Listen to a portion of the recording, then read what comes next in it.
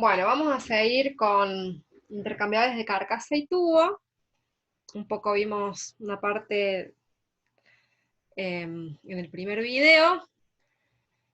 Creo que este video también lo voy a dividir me faltan dos partes, digamos, porque me falta darles todo lo que es carcasas y demás, y después algo de, de fouling y demás, y vibración, así que creo que lo voy a tener que dividir en dos, sino también se va a hacer muy largo. Bien, acá lo que vemos son los tipos de cabezales que podemos encontrar, las opciones que tenemos de cabezales para los intercambiadores de calor. Esta primera denominación que vemos va a ser una denominación de normas tema. Ya vamos a ver cómo lo denomina tema.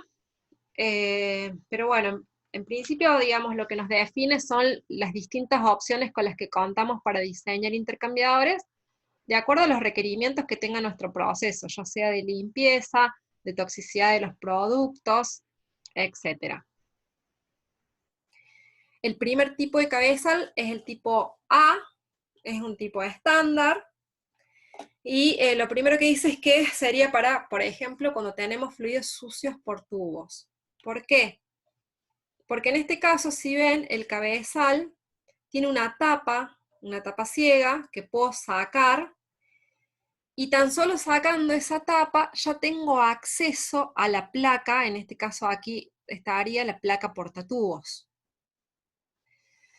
Fíjense que la placa no viene unida al cabezal, sino que es una placa que también va a tener que estar de alguna manera aprisionada contra este cabezal, ¿no? No está todo unido. Pero bueno, lo que me da este cabezal es la facilidad de sacar, con una sola tapa, tener acceso al paquete de tubos para limpiarlo. Entonces, en el caso de que tuviese, por ejemplo, un fluido muy sucio por tubos, esta sería una opción muy apropiada, digamos.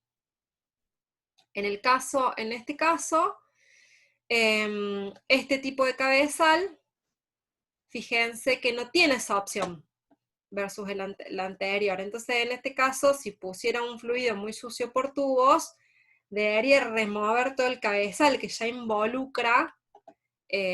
Acá, por supuesto que tengo cañerías, tengo una brida, tengo que sacar esta brida, etcétera. O sea, es otra complejidad. Entonces, si tuviese un fluido sucio, estaría en este caso; si tuviese un fluido limpio, usaría este por tubos, ¿no? Por supuesto.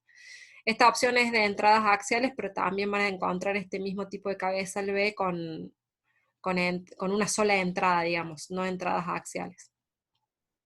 Pero bueno, por eso cada una de las opciones que tenemos va a ir más indicada para ciertas condiciones de proceso o ciertos fluidos.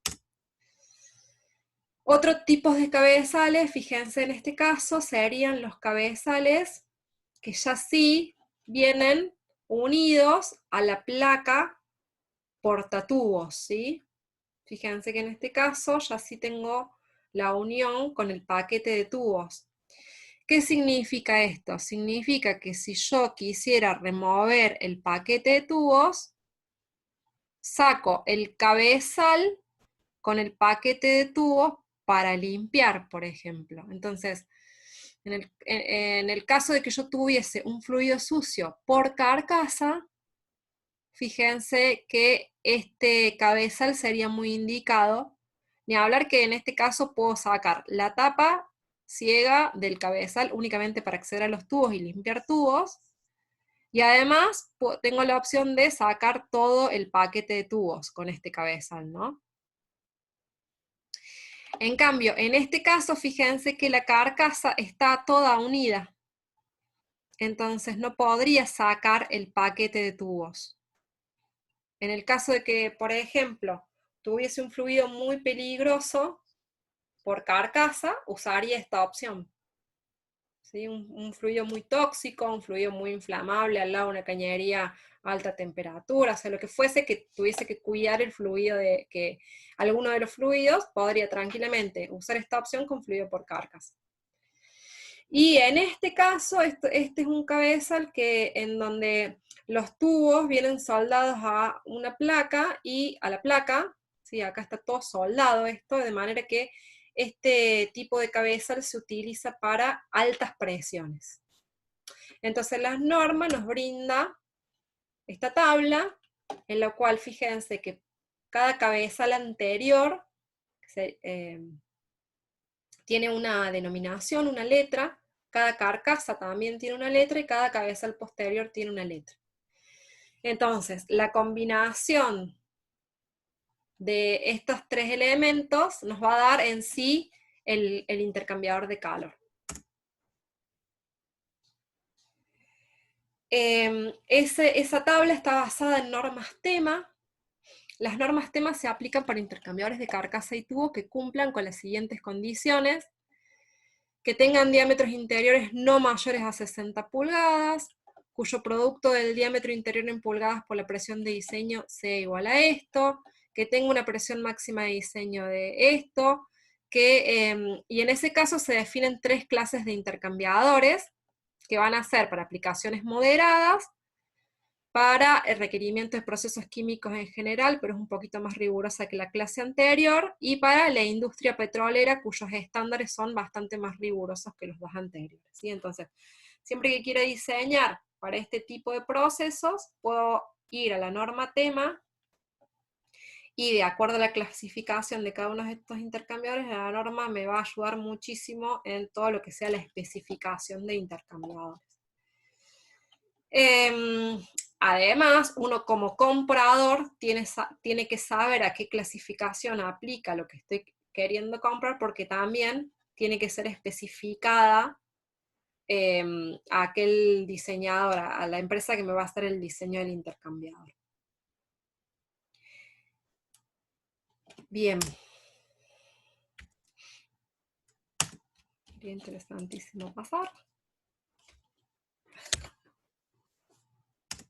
Bueno, estas normas además nos dice cómo nombrar al intercambiador. Entonces, de acuerdo a la tabla que vimos anteriormente, el intercambiador se va a llamar diámetro interno de la carcasa, longitud de los tubos, en este orden, ¿sí? Entonces, en este caso, este sería el diámetro interno de la carcasa, esta sería la longitud de los tubos, y el tipo de intercambiador sería AFM, que son las letras que denominan a cada una de las partes del intercambiador.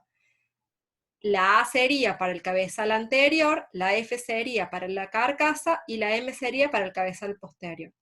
Eso nos va a definir el tipo de intercambiador que estamos queriendo construir o de qué estamos hablando, ¿sí? De acuerdo a norma tema. Vamos a la tablita anterior y nos fijamos cómo era el A, cómo era el F y cómo era el M, ¿sí? Entonces, 33 es el diámetro nominal interior de la carcasa en pulgadas, 96 es el largo nominal de los tubos en pulgadas, A representa el cabezal frontal, que es el que vimos recién, F es el tipo de carcasa, M es el cabezal posterior. Para reboilers tipo kettle, que va a ser, ya lo vamos a ver, que es un kettle, no sé si ya en alguna materia integradora tal vez el nombre lo tienen. El número de tamaño está dado por el tamaño de la puerta por donde se inserta el paquete de tubos, más los otros números, ¿sí? Del diámetro interno y el largo de los tubos, ¿sí? Entonces, este diámetro que voy a dar es por donde se inserta el paquete de tubos. Ya lo vamos a ver cuando veamos reboilers. Bien. En este caso, este esquema lo que intenta mostrar es para que ustedes empiecen a graficar en su mente cómo es el tema de los pasos por tubos. Recuerden que por tubos puede haber más de un paso de acuerdo a los requerimientos de proceso, ¿sí? Si, por ejemplo, tengo un fluido que por tubos, el caudal que tiene que manejar por tubos es muy pequeño, ¿sí? Si yo lo hago pasar por todo el paquete de tubos, tal vez lo que ocurre es que la velocidad es muy baja. Entonces, no necesito usar todo el paquete de tubos. Lo hago pasar varias veces a través de los tubos, de manera que por vez la sección de pasaje va a estar reducida, en este caso, como es de 4 pasos a 1/4, y lo que hago es mejorar la transferencia de calor porque lo hice pasar muchas veces, ¿sí? Como que aumento el área de intercambio para el lado tubos, digamos. Entonces, esa es una opción. También existe la opción de hacer pasar más veces por tubos o por carcasas, por carcasa, porque necesito precisamente hacer encontrar más veces a un fluido con otro, en contracorriente, digamos. Ya vamos a ver la optimización en pasar más, se van a ir dando cuenta incluso ustedes cuándo me conviene hacer pasar más veces por tubos o por carcasa. Bien. En este caso, el recorrido por tubos es 4 veces. De manera que el cabezal anterior va a tener esta división y el cabezal posterior va a tener esta división. Y a mí me gusta, en clases hacemos el ejercicio de verlo, ¿sí? Fíjense que el fluido ingresa en este pedacito que está acá, en este segmento, ¿sí? El cabezal anterior está segmentado, o sea, está dividido, y ingresa en este segmento. Recorre esa cantidad de tubos que se encuentran aquí, recorre hasta el cabezal posterior, y cuando llega al cabezal posterior, fíjense que no puede bajar porque tiene una placa divisoria el cabezal posterior. Entonces, no puede bajar. Lo único que le queda al flujo en ese caso es entrar por todos los tubos que quedaron en el lado derecho de lo que estamos viéndolo de frente, en el lado derecho del intercambiador, arriba, ¿sí? En el lado superior derecho. Entonces regresan por ahí. Y cuando regresa, en el cabezal anterior se encuentra que ahora tiene una divisoria vertical. Entonces el fluido está viniendo por la parte superior derecha. Como tiene un divisor vertical, lo único que le queda es bajar. Baja, recorre de nuevo los tubos por los que puede ingresar hasta el cabezal posterior, y ahora de nuevo se encuentra que tiene una placa divisoria horizontal. Entonces no puede subir. Lo único que le queda hacer es irse hacia la izquierda, y regresa por la izquierda hacia el cabezal anterior. Y de esa manera, con los cabezales que vimos anteriormente, con los mismos cabezales que vimos anteriormente, poniendo placas divisorias en el cabezal anterior, en el cabezal posterior, tenemos los flujos en el intercambiador de calor, generamos más pasos por tubos. Entonces la norma también nos guía en eso, ¿sí? La norma nos dice, bueno, si ustedes van a querer 2 pasos, pueden hacer esta configuración. El cabezal anterior va a tener que tener esto, el cabezal posterior va a tener que ser así. Si quieren 4 pasos, el cabezal anterior va a tener que ser así, el cabezal posterior va a tener que ser así. ¿Sí? Entonces en cada caso también nos guía la norma en cómo hacer el diseño de los cabezales. Hagan el ejercicio ustedes. Fíjense que el último caso tiene 8 pasos, hagan el ejercicio de contar y ver si realmente logran tener los 8 pasos, ¿sí?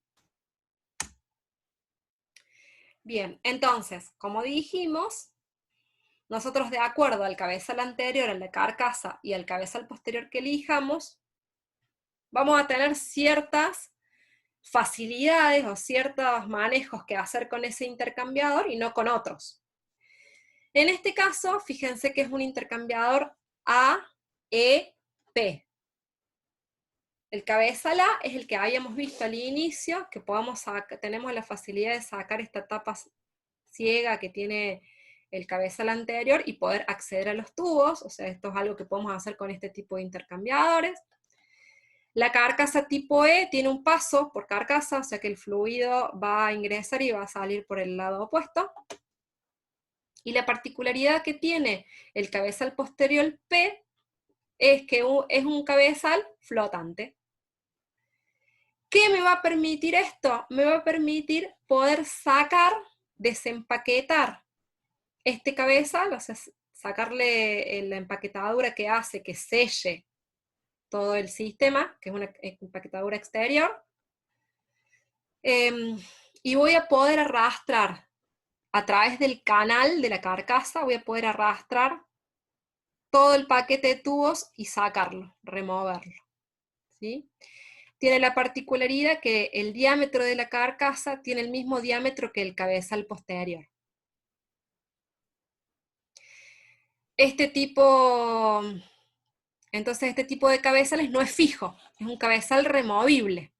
Esa particularidad tiene. Y este también. Este tipo de cabezal, de nuevo tengo una carcasa, un cabezal anterior A con una carcasa E, o sea, eso no cambio, lo que cambio es el cabezal posterior. ¿Y qué tiene de diferencia este cabezal? Bueno, fíjense que en este caso, se llama, este cabezal tiene un anillo dividido que está indicado acá, me permite desarmar esta parte externa del cabezal, luego desarmar ese anillo, abrir ese anillo y arrastrar únicamente esta placa portatubos, es lo que se arrastra a través de toda la carcasa y se saca como con el paquete de tubos. Lo que me permite este tipo de intercambiador versus el anterior es disminuir el diámetro de la carcasa en este caso. ¿Sí? Es un poco más pequeño que el cabezal posterior. Pero en ambos casos, el propósito de estos intercambiadores sería poder remover el paquete de tubos y que no sea una estructura toda fija y poder limpiar entonces por carcasa. Y este sería otro ejemplo que me permitiría, por ejemplo, hacer lo mismo, remover el paquete de tubos y poder limpiar por carcasa, pero fíjense que en este caso no tengo cabeza. Directamente tengo tubos en U. En este caso sería un intercambiador con tubos en U. Entonces, puedo llegar a tener distintas aplicaciones eligiendo distintos cabezales anteriores, cabezales posteriores y carcasas. Este versus los anteriores tiene la ventaja de no tener cabezales, va a ser más barato, pues no voy a tener cabezal, pero tengo un espacio acá de flujo muerto, y además la carcasa va a tener que ser un poco más grande para misma cantidad de tubos, por la curvatura misma de los tubos, o sea, cada uno va teniendo algunas ventajas y desventajas, pero bueno, digamos, la configuración de elegir cabezal anterior, carcasa y cabezal posterior me va dando flexibilidad ante las diferentes aplicaciones de un intercambiador de calor. Esto me lo define el norma tema. Ustedes tienen la tabla, fíjense, chusmen, fíjense qué combinaciones podrían tener. Les recomiendo que este tema, doble tubo y carcasa y tubo, lo vean de Cao, que es un libro que está bastante ameno. Entonces, digamos, yo les di ahora algunos ejemplos, pero ustedes pónganse a pensar qué usarían en cada caso, para qué sirve. Y bueno, amigarse con qué tipo, tampoco hay muchísimos, pero amigarse con qué tipo de cabezales existen, qué tipo de carcasas y qué tipos de cabezales posteriores. Pero básicamente a grandes rasgos tengo cabezales fijos, cabezales flotantes, y bueno, las carcasas van a ser de flujo partido, van a ver que tienen algunas particularidades, pero muy, muy entendibles todas, y cada una de las opciones me va a servir para una condición determinada. Bueno, este es el ejemplo ese mismo, de un intercambiador en U, en planta. Esta tabla lo que les muestra es los máximos tamaños típicos de intercambiadores de carcasa y tubo. Máximos, no típicos, máximos. ¿Sí? Fíjense que un intercambiador de cabezal flotante, ¿qué sería cabezal flotante? Sería un intercambiador en el cual me interesaría remover el paquete de tubos para limpiar. Acá me da un área máxima de 1200 metros. Y es muchísimo. ¿Por qué es muchísimo? Porque en planta, cuando yo necesito remover ese paquete de tubos, voy a tener que llevar una gruita, una pluma, que me permita agarrar ese paquete de tubos y llevármelo a alguna playa de limpieza, que ya vamos a verlo a lo último. Entonces, un tamaño manejable para sacar ese paquete de tubos y trasladarlos sería más o menos hasta 500, 600 metros cuadrados. Y esto es algo también complicado de mover. ¿Por qué? Porque 500, 600 metros cuadrados serían más o menos 10 toneladas. Y eso sería un tamaño manejable para un intercambiador de, de paquete de tubos removible. Si no voy a remover el paquete de tubos, entonces sí el área que puedo instalar en una planta puede ser más grande. ¿Sí? Entonces, un intercambiador de placas fijas, de tubos en U, o sea, de un intercambiador en el cual no voy a necesitar remover el paquete de tubos máximo, estamos hablando de tamaños máximos, sería de 4000 metros. ¿Qué sería lo típico? No lo máximo, lo típico. Y acá sería hasta 500, 600 metros cuadrados, sería 200, 300, 500 metros cuadrados, y acá hablaríamos de un 1000, 1500, ¿sí? Lo típico, lo normal, cuando hablamos de intercambiadores de calor. Entonces, cuando a ustedes les dé como resultado en un intercambiador de calor 5000 metros cuadrados, sospechen. Intercambiador de calor de 5000 metros cuadrados, algo está raro. Al menos debería, como decisión ingenieril, pensar en dividirlo. Poner intercambiadores en paralelo, intercambiadores en serie, lo que me requiera ese caso específico. ¿Para qué? Para que sea manejable. Ni hablar si estoy hablando de un intercambiador que va a manejar un fluido sucio, por ejemplo, un intercambiador de una refinería que maneje fuel oil intercambiando con diésel pesado. Ambos son fluidos sucios. O sea, yo voy a saber, de cajón los voy a tener que limpiar. Voy a tener un intercambiador que se va a ensuciar bastante, entonces en cada parada de planta voy a aprovechar para limpiarlo. ¿Qué significa eso? Si voy a aprovechar para limpiarlo, y ambos son sucios, voy a tener que limpiar por tubos, voy a tener que limpiar por carcasa. En ese caso, entonces, si el área me da 3000 metros, y voy a tener que pensar en dividirlo. Eso no es factible armar un intercambiador de calor de esos metros si necesito remover el paquete de tubos. ¿Cuál sería un estándar? Y bueno, voy a decir, voy a dividir en X intercambiadores de hasta 600 metros cuadrados para que me sea fácil. Después uno tendrá que chequear el espacio, pero digamos, si no tengo limitaciones, voy a pensar en luego qué me va a ser más fácil operativamente. ¿Sí? Y otra cosa muy importante es recordar que si voy a diseñar un intercambiador en el cual voy a tener que remover el paquete de tubos, tengo que tener espacio. Necesito tener espacio como para sacar ese espacio de tubos. Si no, por más que lo diseñe perfecto, les haga los cálculos perfectos, tenga en cuenta de que no pese demasiado, más que las 10 toneladas, así los puedo remover fácilmente, etcétera, etcétera. Si no tengo espacio, no lo voy a poder sacar. Entonces, eso es también algo a considerar. Cálculo del espesor de la carcasa. Esto también aplica para intercambiadores de doble tubo, que hay alguien que me preguntó por mail. ¿Puedo hacer de menos metros el largo de los tubos? Bueno, acá hay un tema con el espesor de la carcasa, y que es que el espesor de diseño de la carcasa no es algo que no abarca nuestra materia, pero sí conceptualmente. Va a depender de la presión de operación a la que yo quiera exponer esa carcasa, pero además del diámetro. Entonces, cuanto más grande sea el diámetro al que yo estoy diseñando, mayor va a tener que ser el espesor de esa carcasa para que resista la presión a la que voy a trabajar. ¿Y qué significa más espesor? Más plata. Entonces va a ser más caro.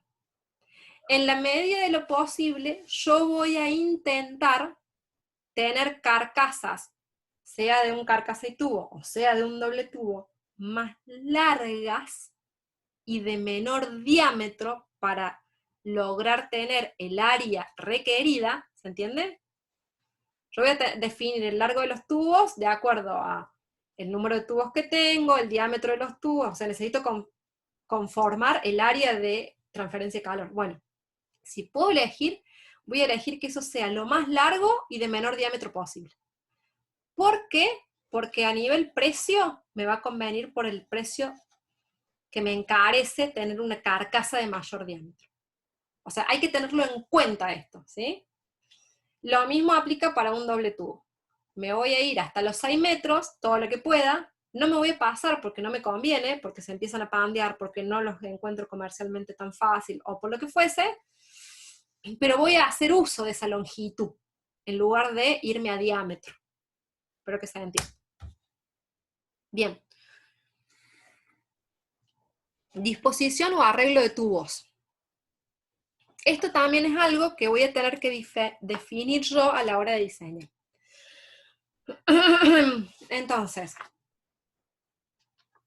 cuando tengo un arreglo cuadrado, ¿qué significa esto? El arreglo de tubos es precisamente eso. ¿Cómo van a estar dispuestos los tubos uno con respecto al otro? Puede ser que el arreglo de esos tubos sea un arreglo cuadrado, puede ser que el arreglo sea un arreglo triangular, que sería esto, ¿no? Un arreglo triangular. Puede ser que tenga un arreglo cuadrado rotado, o puede ser que tenga un arreglo triangular rotado, ¿sí? De todas estas maneras puedo ordenar los tubos en una carcasa. ¿En qué me voy a fijar? ¿Qué me modifica esto en el flujo? Bueno, me va a modificar el flujo de la carcasa. Entonces, como ven, un arreglo cuadrado, lo que va a tener de particularidad va a ser que voy a tener un espacio más grande entre los tubos, de manera que un arreglo cuadrado va a ser, acá parecer, no sé si se ve tan claro porque justo estos tubos están como agrandados versus estos. Pero si tuviese el mismo diámetro de tubos, un arreglo cuadrado se ve un poquito más acá que los tubos están del mismo diámetro. Eso lo voy a tener que modificar para que se vea mejor. Pero bueno, créanme que en un arreglo cuadrado voy a tener más espacio entre tubo y tubo. ¿Y eso qué va a hacer? Va a hacer que tenga menos pérdida de carga y que sea más fácil de limpiar. Como contrapartida, de nuevo, volvemos a lo mismo. Tengo menos pérdida de carga, pero el U, ¿qué va a pasar con el U? Cae. ¿Sí? La transferencia de calor es un poco menos eficiente. ¿Por qué? Porque no genera un régimen tan turbulento como en un arreglo triangular. Entonces, fluido sucio por carcasa, me va a convenir esto. ¿Por qué? Porque voy a poder limpiar. ¿Sí? ¿Por qué? Porque es más fácil la limpieza mecánica. Pero, a su vez, voy a tener menos turbulencia. ¿Sí? También va a jugar acá un tema de, tal vez incluso se ensucie más. Pero ahí, como siempre, tengo una relación de compromiso entre que la velocidad va a disminuir, eso tal vez haga que se deposite más, pero a la hora de limpiar voy a poder limpiar mejor. La transferencia de calor también va a estar disminuida en este caso. Quiero mejorar transferencia de calor, me voy acá. Pero ¿qué voy a tener? Voy a tener más pérdida de carga. ¿Sí? Voy a tener mejor, va a ser más eficiente, voy a tener más pérdida de carga. Y la limpieza va a tener que ser hidráulica. Voy a poder seguramente meter elementos de limpieza tan fácilmente. Entonces esas son las cosas a tener en cuenta cuando elijo un arreglo de tubos u otro. ¿Sí? Entonces fíjense que acá voy a tener, esto se refiere a ensuciamiento, ¿sí? Entonces cuando tenga limitaciones de delta P, fíjense que voy a usar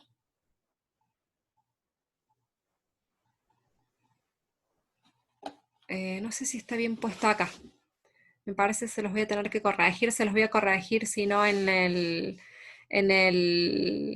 lo que les suba, pero tengan en cuenta, vamos a pasar desde aquí hacia el siguiente, tengan en cuenta que entonces cuando tengo que limpiar por medios mecánicos, voy a elegir el flujo, el arreglo de tubos cuadrados. Cuando tenga que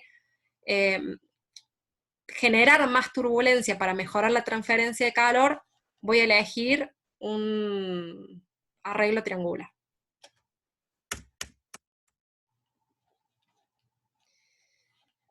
Bien. Y acá es algo que me preguntaban al principio.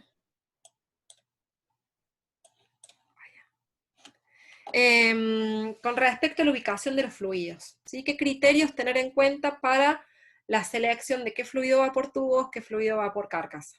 Entonces esto es algo que los va a ayudar a elegir, pero como siempre van a tener un montón de decisiones que tomar, y en algunos casos puede que tengan fluidos muy similares, y van a tener que decidir también. Entonces, si hablamos de viscosidad, es mejor la transferencia de calor si el fluido más viscoso va por la carcasa. ¿Por qué? Porque por la carcasa se logra un flujo turbulente con mayor facilidad, ¿sí? Puedo manejar el distanciamiento de los baffles y entonces lograr flujo turbulento, y en el caso que tuviese un fluido viscoso, entonces por eso la decisión sería llevarlo por carcasa. Fluidos tóxicos. Los fluidos tóxicos deben ir por tubos. Incluso pueden utilizarse dispositivos de doble placa. ¿Sí? Si es un fluido muy tóxico, acuérdense que teníamos un cabezal que era más estanco, y puedo utilizar doble placa, que en ese caso sería ¿qué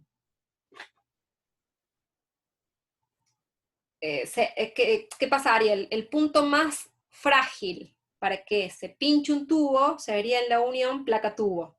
Entonces, usar doble placa lo que hace es precisamente restringir a que si se pincha en la primer placa.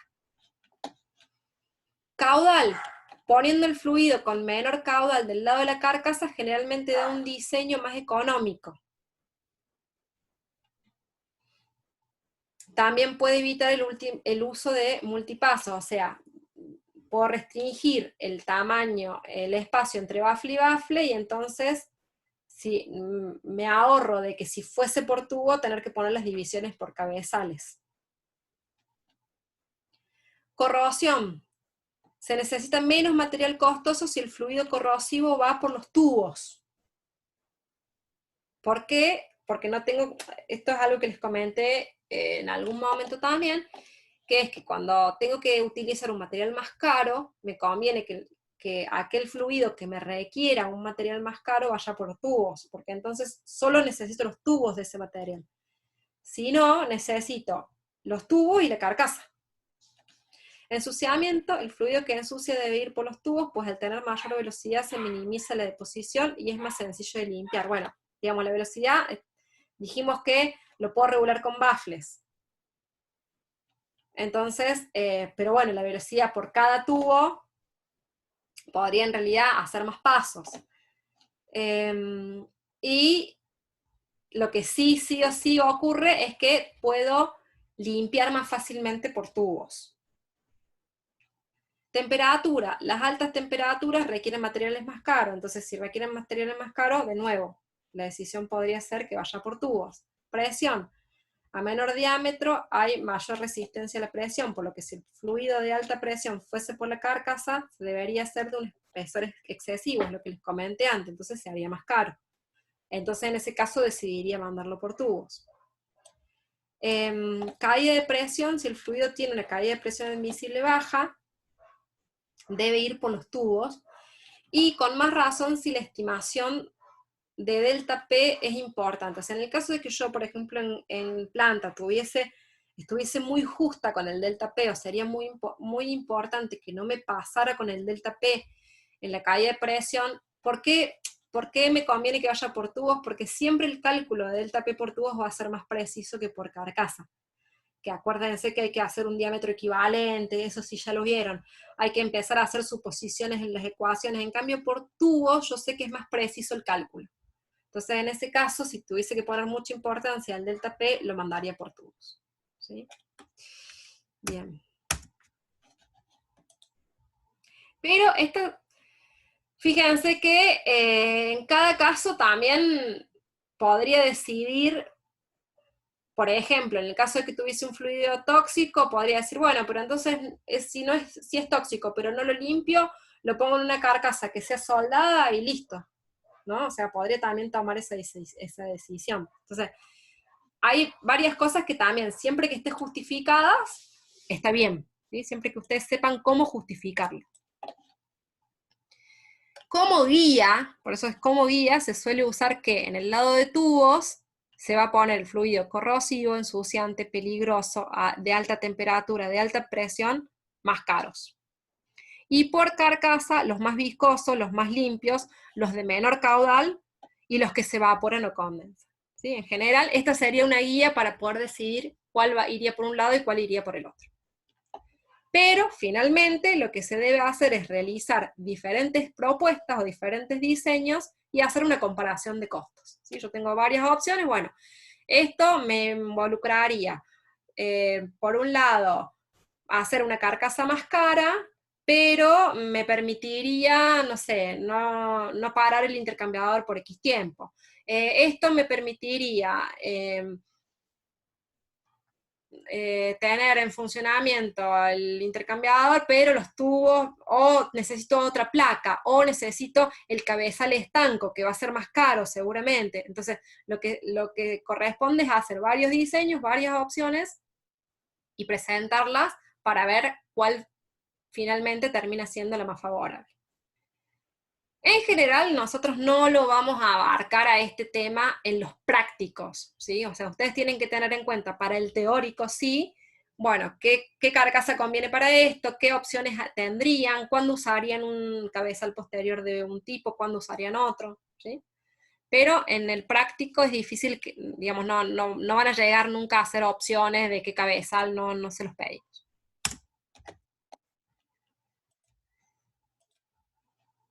Bien, y hay otra norma, que son las normas Hay, pero que básicamente es lo mismo. Hay una tabla que define, en este caso define el cabezal anterior, la junta entre, o sea, entre placa y cabeza y carcasa, perdón, la carcasa, la otra junta y el otro cabeza, ¿sí? La otra junta placa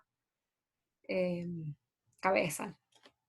Y de nuevo, y fíjense que esas tablas me definen un B, un W, un S, un I y un Z, y de nuevo, la nomenclatura va a ser de esa manera, ¿sí? Van a poner el cabezal que eligen, la junta, la carcasa, de nuevo la junta, digamos la unión, placa cabezal y el cabezal posterior.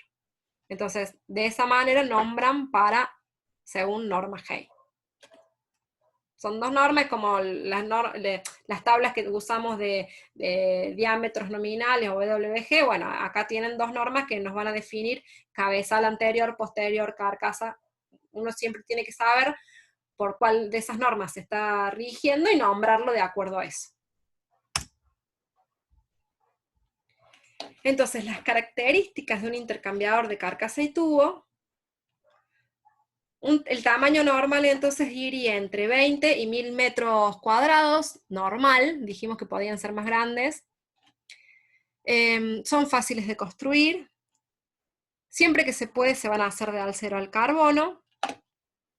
Tienen presiones de operación bastante variables, rangos de temperatura también, porque eso van a depender de los materiales, y como tenemos varias opciones de construcción de intercambiadores estancos y demás, es bastante amplio el rango.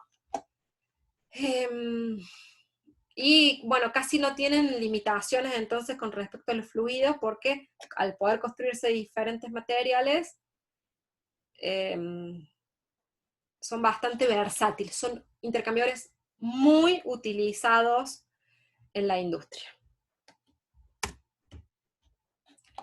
Las ventajas, que tienen un diseño extremadamente flexible, por eso mismo, son robustos, son fáciles de mantener y de reparar, pueden diseñarse para ser desmantelados para limpieza, ¿sí? Y hay muchos proveedores. Como desventaja, es que se requiere una gran cantidad de área de piso para montaje, versus, esto principalmente comparados con un intercambiador de placas, y a menudo puede requerir un espacio extra para remover el paquete de tubo. Esa sería su principal desventaja. Perdón. Acá no lo dice, pero son menos eficientes que un intercambiador de placas. Y los intercambiadores de placas pueden ser más baratos para presiones por debajo de 16 bares y para temperaturas por menores a 200 grados. O sea, en condiciones no tan severas, un intercambiador de placa le ganaría a un intercambiador de carcasa y tubo. ¿Qué pasa entre la diferencia de un intercambiador de placas y un intercambiador de carcasa y tubo? ¿Y por qué se usan principalmente los intercambiadores de carcasa y tubo para industrias pesadas, para industrias peligrosas? Porque son más seguros. Un intercambiador de placa, por default, un intercambiador que no esté soldado, que son los más comunes, digamos, un intercambiador de placas va a tener juntas, y esas juntas van a perder, en algún momento van a perder. Entonces, si yo, por ejemplo, estoy diseñando un intercambiador para una refinería, en donde sé que el fluido que se va a utilizar es un combustible, y que además de que se use un combustible, las cañerías que van a estar rodeando a ese intercambiador, casi seguro que son a altas temperaturas, entonces nunca voy a poner un intercambiador de placas. Puedo poner un intercambiador de placas en el cuarto de máquinas, en donde sé que no va a haber cañerías a altas temperaturas. Puedo poner un intercambiador de placas en la parte, digamos, puede haber intercambiadores de placas en una refinería, no para el proceso, no para una línea de enfriamiento de diésel con fuel oil que están a 500 grados y que eso está en una maraña de caños a altas temperaturas, porque esto es el diseño en una planta, para que se den una idea. Es lo que yo les hablaba de tener en cuenta otras consideraciones. Si yo quiero poner un intercambiador de calor, no va a estar solito en una playa y a donde llegue una línea, no, va a estar en esta maraña de caños en donde en una planta cuyos procesos estén a altas temperaturas, sería muy peligroso poner un intercambiador, por ejemplo, que por default o que es normal que pierda en una planta de este tipo. Entonces, en una planta pesada sería altamente riesgoso. No existe. No existe la posibilidad de que se ponga un intercambiador con juntas en un proceso en donde eso involucre un riesgo. Por eso, por default, en una industria pesada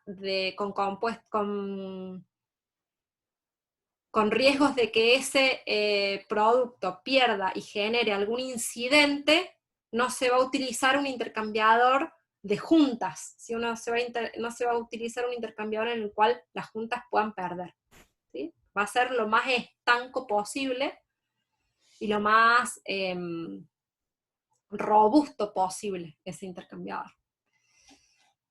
Sería un grave error diseñar, por ejemplo, un intercambiador de placas para enfriar la nafta, que sabemos que sale a temperatura, con diésel que viene de algún también precalentamiento de algo o de alguna corriente caliente en el medio de esta maraña de caños a 500 grados. ¿Sí? No sería una opción. Y otra cosa, ¿por qué yo les puse esta foto? Es porque para que tengan en cuenta que a veces en nuestros cálculos todo es muy fácil y decimos, ah, bueno, sí, tengo que tener en cuenta de poder sacar el paquete de tubos para limpiar. Bueno, piensen que a veces tenemos que diseñar equipos que tienen que ir aquí. En medio de todo eso nos hace falta un intercambiador de calor. Entonces, como ingenieros hay un montón de cosas que son el cálculo y hay un montón de otras cosas que son el sentido común, el entender, tenemos que entender cuáles son las dificultades de este proceso, deberíamos ir 50 veces a planta para verificar un montón de cosas, en este caso, dónde va a ir colocado, si va a tener espacio, dónde voy a poner las purgas, de dónde vienen las cañerías, hacia dónde salen, las aislaciones, etcétera, etcétera. Si hay un montón, digamos, pensemos en la realidad. Sí, dice, me salió divino, el cálculo me dio un área, la profe me había dicho que me tenía que dar 500 metros y me dio 500 metros y el delta P dio y el H es muy bonito. Bueno, ahora pensemos, esa parte no la vemos en la materia porque esa parte es práctica, tengan en cuenta que cuando sean ingenieros, además van a tener que intentar poner un equipo muchas veces, no siempre, ahí, en esa maraña de caños que están viendo acá. ¿Sí? Eso es un proceso productivo real, y no de hoja, no de cálculo. ¿Sí? Ese es un proceso productivo real. O sea, hay un montón de cosas más que van a tener que tener en cuenta, y que van a tener que ser muy observadores, y que van a tener que usar mucho sentido común, además de ingeniería, para poder diseñar. ¿Sí? Para que eso quede acorde a un proceso productivo de esta envergadura. ¿Sí? Bien, voy a cortar acá y voy a hacer otro video más porque me faltan algunas cositas de decir.